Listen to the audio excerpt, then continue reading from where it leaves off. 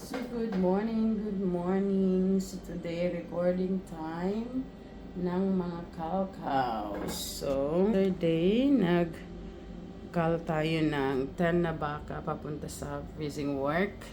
So ibinibenta na natin sila para mabawasan na yung mga baka natin.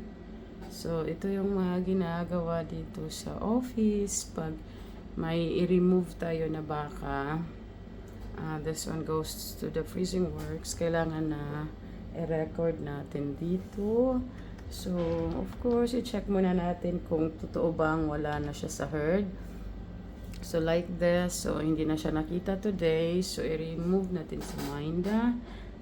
4, 5, 9. Something like that. So, ito yung baka na binenta namin yesterday. So, there are 9 cows na binenta natin. So, we need to remove them in mind next. Cost ng pagbenta natin. Tingnan natin kung ano dito ang pwede. So, let's say, ano na sila. Low na yung production nila. Kaya ibenta natin. So, low production. And then they went on the silver fern yesterday. So that's the name of the freezing works. Mayroong Alliance Mataura, Prime Range Meats, Low Range, mayroong silver fern. So kahapon pumunta sila sa silver fern. Next. So back there. So, hindi sila. Select from night location pala yung una. So, dito. The next. Then, papunta sila sa Silver Fern.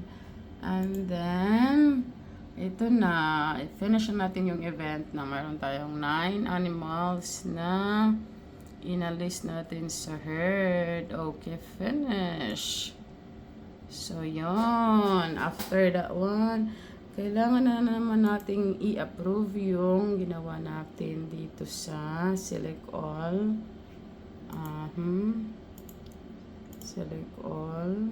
Tapos, i-approve na natin to dito para ma-process na siya. So, hindi pa siya kasi on process pa siya. So, ganun ang ginagawa ditong mga tatlo yung computer na ginagamit ko dito sa office. Caps on. Dito yung all flex collar at saka mga iba pa mga works. And dito naman sa side ko is yung sa capson makikita yung mga baka. Ito yung baka na minilkingan today. Makikita yung lahat na yung when nag-start yung milking, mga treatment, animals, yung pakain at iba pa. So ito yung ginagawa ko dito sa office pag ganitong kailangan nating mag-paperworks. So that's all muna. Bye-bye.